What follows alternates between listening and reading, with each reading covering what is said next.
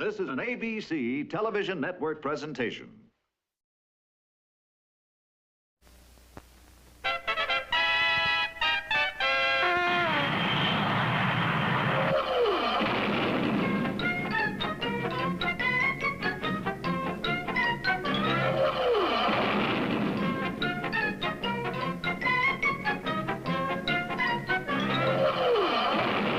Time now for Rocky and his friends.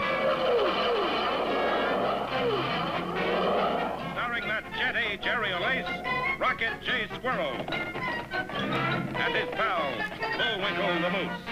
Hi, glad to see you again. Likewise! We got some great things on the show today. Like what? Like what? Well, you ought to know, Bullwinkle. You're in some of them. Today, our program is brought to you by General Mills, where better breakfast begins. The most delicious, ready-to-eat cereals in the world!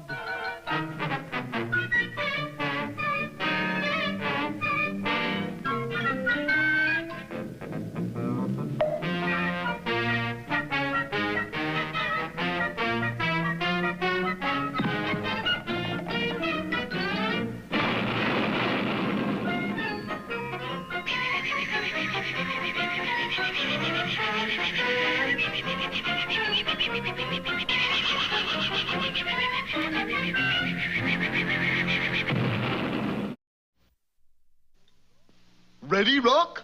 You sure you know how to work that thing? No. Anyways, here's what it was supposed to look like.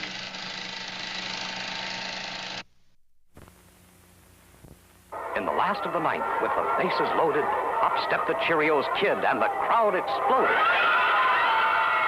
The pitcher wound up like a windmill and threw, and the Kid watched amazed at the way the ball flew, curving like giant letter O's that reminded the Kid of crisp Cheerios, shaped like O's and made from oats, the grain richest in vitamin B1 and protein. Protein-rich oats toasted golden crisp and given extra food value. In fact, the most food value of the 5 favorite breakfast cereals. That means a Cheerios breakfast gives you power protein to help you grow your best and your folks feel their best. Plus, energy vitamin B1 that gives you go power. Yes, he got go power. There he goes. He's feeling his Cheerios. If you know your oats, you too will go for nutritious, delicious Cheerios. With power protein.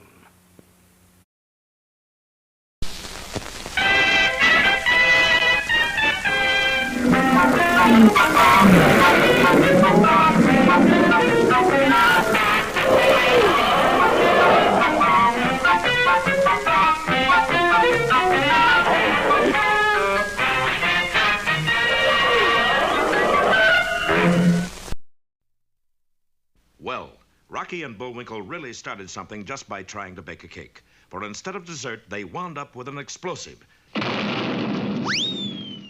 that blew their stove clean to the moon. The nation was astounded. That cake batter must be a revolutionary rocket fuel. Grandma called it fudge cake. Bullwinkle was immediately made director of guided mousses, and he and Rocky set out to duplicate the recipe, which unfortunately had been torn in half by the explosion. But apparently not everybody wanted them to succeed. For when we left them last time, a scaly green hand was raising a sinister weapon and pointing it right at their heads. Hokey smoke, Bullwinkle. Look there. Now, Kidney? Not now, Clyde. Why not? I haven't scrooched anybody since we've been here. What are they, Rocky? I don't know. I've never seen anything like them. Maybe they're congressmen. Who are you? Put your hands over your head, please, and no sudden moves. Clyde here is very nervous. Yes, especially in this finger. Yeah, that's the worst one, too. What do you fellas want, anyway? Yeah, and how come the funny suits? Funny suits? They're out of this world. You're so right. I am? Yes, we're from the moon. The moon? Yes, and if there's one thing we don't want, it's an invasion from Earth. Especially an invasion of tourists. We lead such a quiet life on the moon. Take a look at what we had to go through just to prepare for a visit here. Yeah, we had to practice dodging traffic. And listening to jukeboxes. And filling out forms. And breathing smog. And riding on subways. And regular bathing. It was awful. 7 of us were chosen. Only 2 made it. So you see, we must stop you from using that formula. One way or another. Well, I don't mind that one way. It's the another that bothers me. But we don't even have the formula yet. Do I scrooge them now, Kidney? Well, not if they don't have the formula. Oh, moon rats. But we'll come back. And as soon as they get the rocket fuel... Zap! Yes, zap. Bye now. And the 2 green men slipped out through the ventilator shaft. Hours later, as they made their way home... Moon Man, boy, were you scared, Bullwinkle? Of course not. You suppose I can take my hands down now? But our boys still weren't out of danger, for in his hotel room 12 stories up, Boris was readying another fiendish plan. You have the orders in code, Natasha? Yes. So translate. Let me see. These 2 words say, kill moose.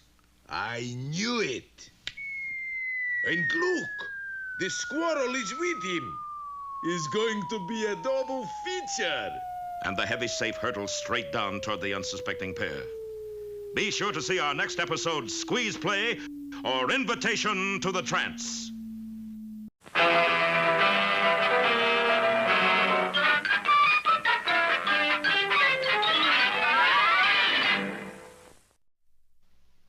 That's a pretty strange-looking painting, Bullwinkle. I just paint what I see. Well, what do you see? This is what I see. Hey, kids, it's the Tootsie Roll Square Dance. Swing your partner and start to prance. All join in the Tootsie Roll dance. Your favorite treat is in that bowl, so grab yourself a Tootsie Roll. Now take a bite, no time to waste. What a delicious chocolatey taste. Chew up a storm with a 1 and a 2. Tootsie Roll is the candy for you.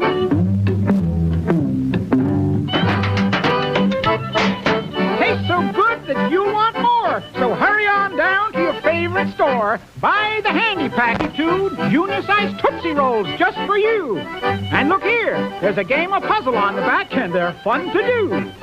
Best tasting candy, you'll agree. Buy heck buy Tootsie Rolls, yes sirree. And now it's time for... Time for the dancing fool, Bullwinkle. Again?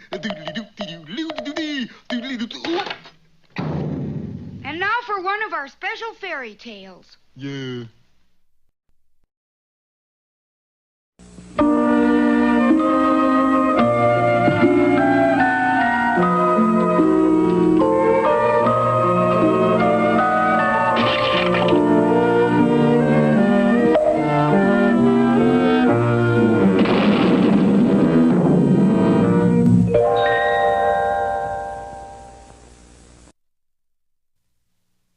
Did you ever know a boy who got everything he wanted?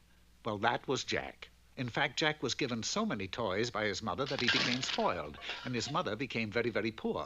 For you see, she used all of her money to buy toys for Jack until she was left with only one worldly possession, a cow. Except Jack, of course. Aside from being very, very poor, they were continually being frightened by loud thums. Thumb! And sometimes fees. Fee! Which would come out of the sky like thunder. This was very noisy, to say the least. But Jack's mother decided first things first and sent Jack to the village to sell the cow so they'd had money enough for food. Jack was very inexperienced in the world of commerce, so what did he do? What any young boy would do. He sold the cow for 6 lima beans. Jack, you've never heard such fumming and things since you've been gone. I thought the sky would crash in on our heads. How much did you get for the cow, son? 6 lima beans, Mother. 6 lima beans?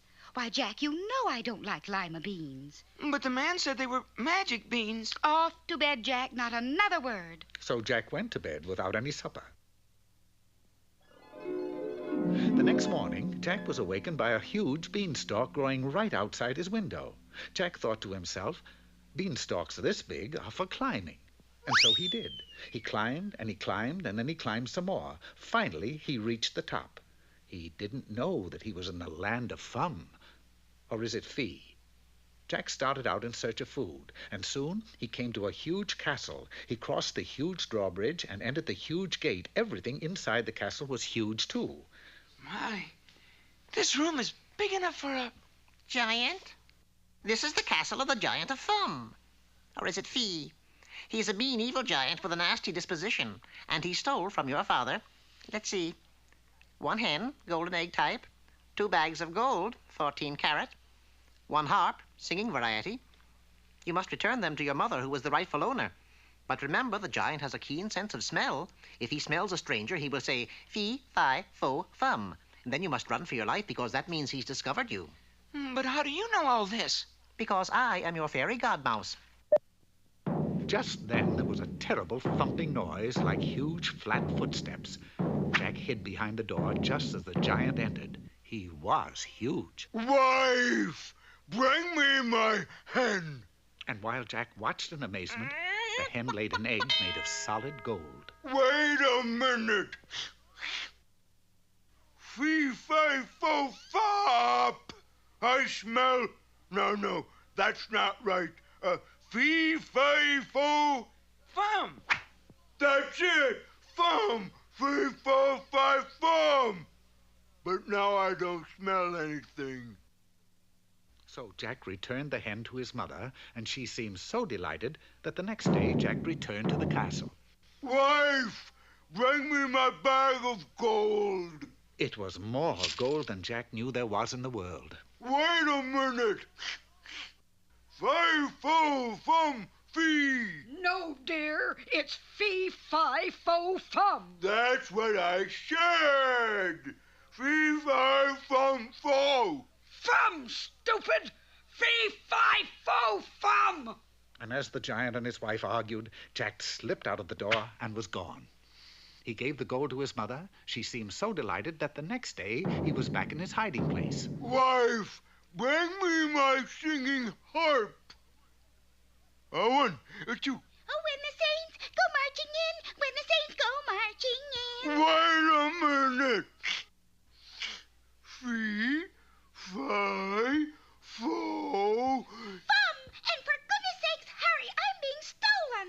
Ooh, I'll give you such a fum! Oh, when the saints go marching in, when the saints go marching in, how I want to be in the number when the saints go marching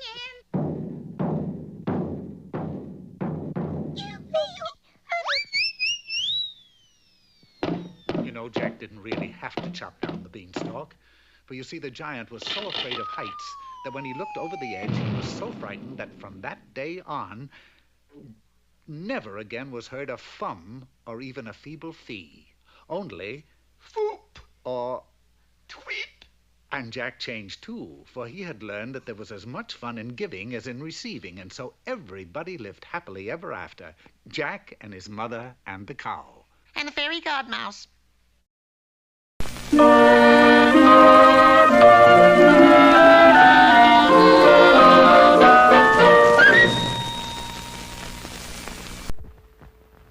And now for the cultural part of our program, we bring you Bullwinkle's Corner with that moose of letters, Bullwinkle. Hello there.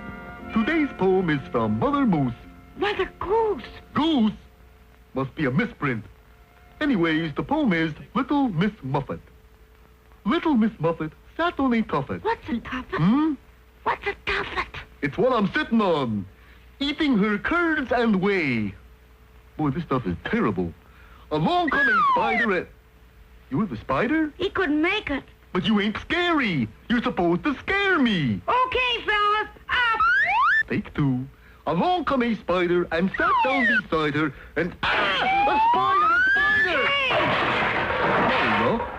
Hey, Miss Muffet, your curds and whey are on your head. Let me tell you something. I'd rather wear 'em than eat 'em.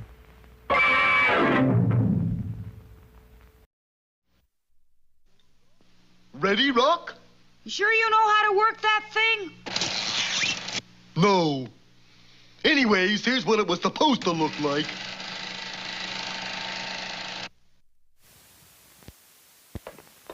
My brother lost a tooth. Listen to him talk. Say kicks, kit. No, kicks, kit. Say the unsinkable corn cereal. Kit. Describe Kix. Delicious. Kix is the unsinkable corn cereal. Stop shouting. Kix is specially toasted so it floats and stays crisp. See? K-I-S, Kit. Well, unsinkable is one way of describing Kix. Of course you can sink these puffs, but Kix definitely is the corn cereal that floats. Pour Kix puffs into milk. They float. Pour milk over Kix. Still floating. Many cereals get soggy in milk, but Kix is specially toasted to float on milk. Stays crisp with that sunny corn flavor everybody loves. He's right, you know. Kix is more delicious because it's the unsinkable corn cereal. Kix, the crisp corn cereal, unsinkable. Adventure and romance are calling you. Come to the South Pacific. Come to the islands of paradise. But beware, at any moment, paradise can become an inferno. ABC TV proudly presents James Michener's outstanding series of hour-long dramas, Adventures in Paradise, starring Gardner McKay in the rugged, virile portrayal that has made him one of television's outstanding personalities. Captain Adam Troy of the schooner Tiki, who knew the sea was like a woman. Hey, do you believe in mermaids? Fascinating, unforgettable, dangerous. So follow him through stories of romance, mystery, and spectacular action as his white-winged schooner carries you far off the beaten track to view Adventures in Paradise, every week on ABC TV.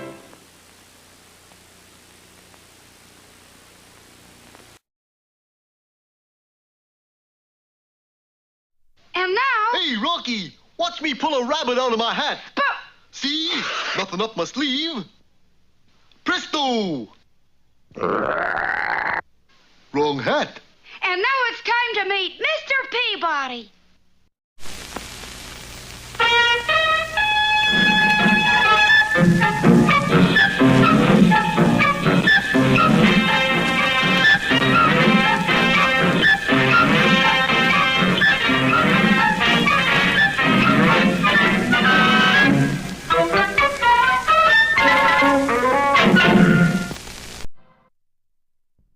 Hello there, Peabody here. And this is the Wayback Machine for traveling through time. And this is my boy, Sherman. Speak, Sherman. Hello. Good boy. And today we visit Napoleon. No kidding, Mr. Peabody? I never kid, Sherman. Time? About 1810. Place? Paris. The Wayback was working beautifully. We were teleported right into Napoleon's chambers. He wasn't exactly dressed to receive visitors. Who is there? Oh, you are from the Secret Service? Why, sire, is something amiss? Of course, they are gone. What are gone? The Imperial braces. Huh? The Emperor means his suspenders are missing. Oui. But why are they so important? Because they hold up my pants up. Crushing logic, sire. You can't be an emperor without suspenders? Of course not. If I try to draw my sword, see? I cannot order the troops forward. I cannot even salute. And as for making a speech, impossible. Well, why don't you get another pair? Because I am the emperor. I must wear only the imperial suspenders. Sire, who besides you has access to your wardrobe? Only my ever-faithful servant, Pierre Lecomo. And where is he? Come to think of it, I haven't seen him lately. Find Pierre, and you'll find the missing suspenders. But where? There! Yes, through the palace window, Sherman had spotted a skulking figure moving toward the gate. Come on, Mr. Peabody. My dear boy, I'm a genius, not a track star. He went this way, toward the docks. In a trice, we were on the docks. Look, that ship's leaving. We'll lose them. I doubt that. With the ship pulled to a stop, Sherman and I made our way to a porthole. Inside was Pierre Lecomo and his conspirators. On the table between them were the royal suspenders. You have done your work well, Pierre. Nothing. When our generals see this, they will know Napoleon is helpless. And they will attack. Then France will fall. Like Napoleon's pains. But Pierre, the table is moving. How come? It's simply the rolling of the ship, gentlemen. Yes, it's the rolling of... But after them! Well, we got the suspenders. Let's run. Unfortunately, we ran in opposite directions, but it was just as well. Quickly!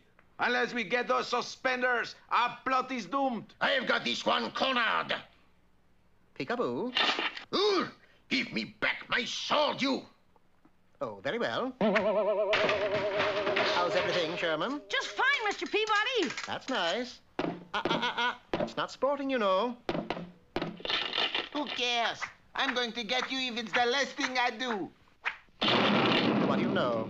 It was the last thing. You little pest, I'm going to feed you to the sharks. Be calm, Sherman. My guidebook says there are no sharks in these waters. Goodbye, you brat. Monsieur Lecomo, you seem to have cut the hawser. But when I go, he goes. Not necessarily. And as the rope parted, Sherman dangled at one end of the Emperor's braces, while Pierre Lecomo fell into the murky water. My, seems the guidebook was wrong about those sharks. Well, now to return these to Napoleon and receive the thanks of the happy populace. They don't look happy. Something the matter? Please, Monsieur Peabody, don't take the Emperor's suspenders back. Why not? Because it is the first day in 33 years there has been peace and quiet in France. The first day the cannons have been silent. No boom, boom, boom. For years, our people have had to go around with their fingers in their ears. It's the first time I've seen my daddy in 33 years, too. And who is your daddy? Napoleon. Well, we had kept the suspenders from falling into the hands of France's enemies, but there really didn't seem to be any reason for returning them to Napoleon either. And so we didn't. There they are. That's why in all the pictures of Napoleon, his hand is inside his coat. He's really holding up the imperial pants.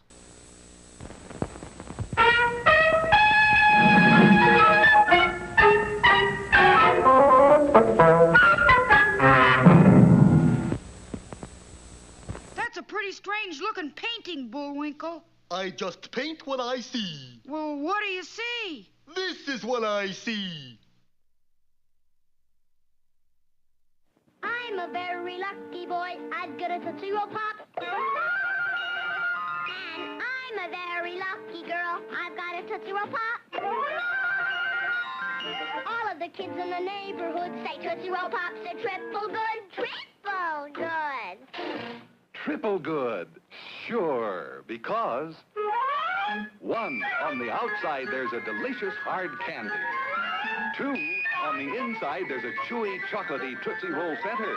And 3, a Tootsie Roll Pop has that extra special flavor-giving goodness because only a Tootsie Roll Pop is 2 candies in 1 pop. And you remind your mom to buy the Tootsie Roll Pops Party Pack.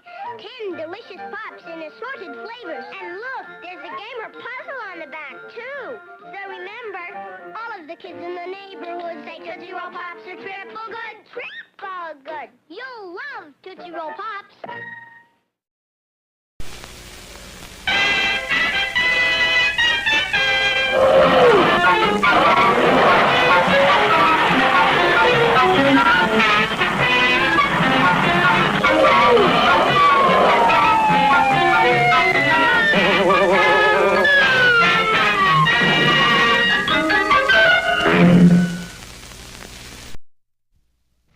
In trying to rediscover their secret rocket fuel, Rocky and Bullwinkle have been threatened by 2 moon men who will go to any lengths to keep Earth tourists from cluttering up the surface of the moon, even to scrooching our heroes if need be. And if that weren't bad enough, when the boys were on their way home, the 2 spies, Boris and Natasha, received their latest instructions. Don't tell me, let me guess. I'll bet it says, kill moose, right? Right. Okay. But in front are 2 more words. Do not. Do not kill moose. Oh, Boris, you impetuous boy, what have you done? Better yet, what will you do? Save him! I've got to save him! Boris raced to beat the heavy safe to the ground, and he won. Almost. The heavy safe drove him into the ground like a tent stake. Bullwinkle's keen mind knew instantly what had happened. Hey, up there! You dropped your safe. Boris, where are you? Here. Boris, darling, you're alive. This is living. In the next few days, the boys worked like demons, measuring, sifting, rolling, baking. And the results were tremendous. 7-layer cheesecakes, hot fudge strudel, an acre of cinnamon pizzas, and 200 pounds of peanut brittle. Unfortunately, none of it would explode. Golly, Bullwinkle, people are depending on us. The world's waiting for our discovery. That recipe is locked in your brain somewheres. It is? Yep. All we gotta do is figure how to get it out.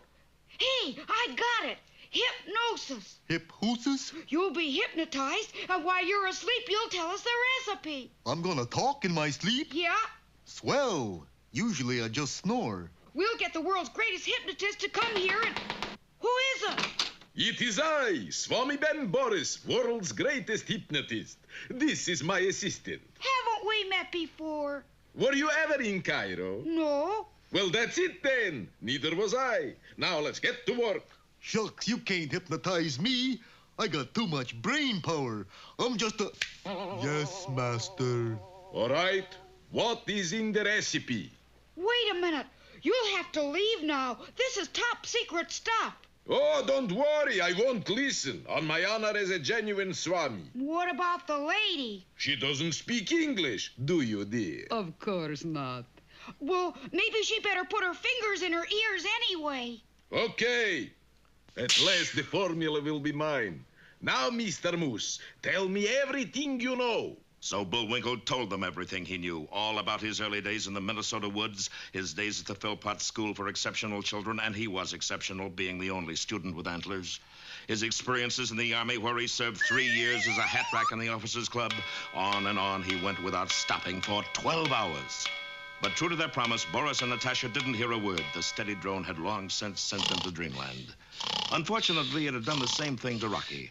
And so when Bullwinkle finally got to Grandma's recipe, the only people who heard it weren't people at all, but the 2 moon men. Did you hear that, Gidney? Yes, Clyde. It's exactly the formula we use. Oh, boy! Can I scrooch him now? Yes, Clyde. You can scrooch him now. Don't fail to see our next episode, The Scrooched Moose.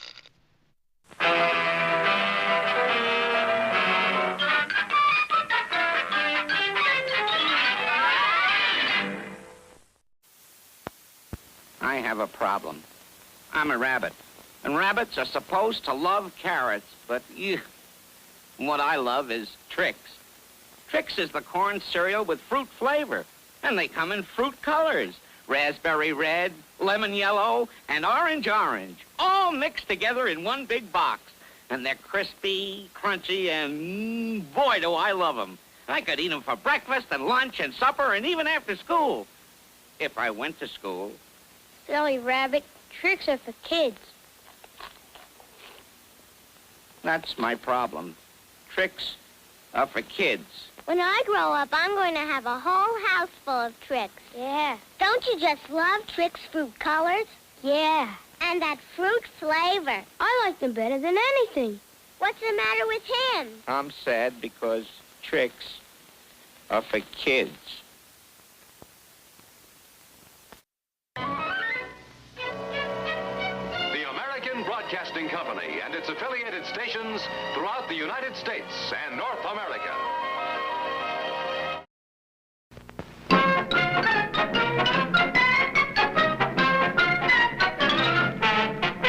Well, I guess that about wraps up another Rocky show. Certainly hope you enjoyed it. I did. Today's show was brought to you by a very good friend of ours. General Mills. Oh, certainly. General Mills, where better breakfasts begin. That's breakfast. That's what I said, breakfasts. I always say... Bullwinkle, time for us to go. Already? Okay, but first, here are some of the people who made this show impossible.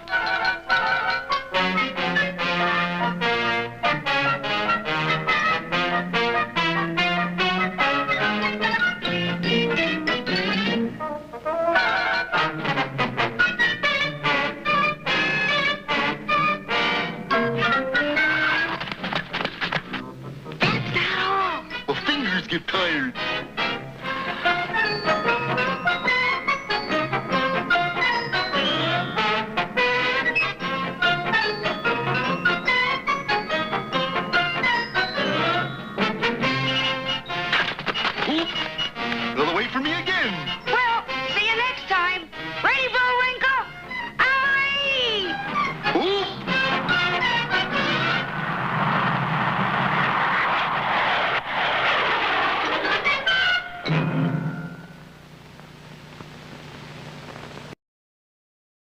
This has been an ABC Television Network film presentation.